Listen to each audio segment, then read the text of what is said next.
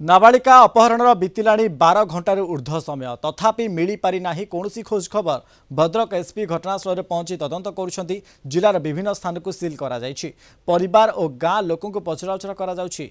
खेलुथुबा बेले घर आगरु 9 वर्षर नाबालिका को अपहरण कर नहीं जाइछंती किछि दुर्बृत्त।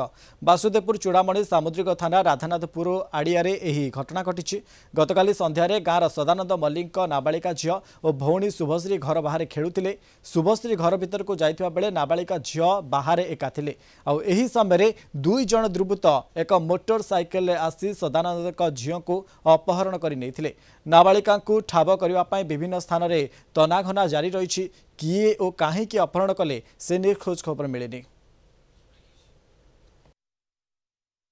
समुद्र रसी पकेले से रसी धरिकी बोट को उठे बोट छाइला जाकर उठिकी गाधिले गाधिकी खाई बसले बसला शोले राति 4टार आसी ढामरा पुटर नगेले ढामरा आसला घर लोक देखा लोक सब रही मेलामेला देखा आम झील देखा वर्तमान सुधा तो आम तलाश अच्छु सुराक वर्तमान सुधा पाइनु।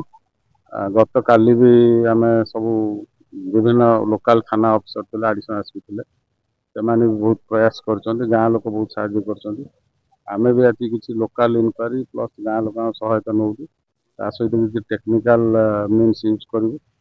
बर्तमान सुधा जदिव मिलनी आम आशावादी आज निश्चय आम किसी।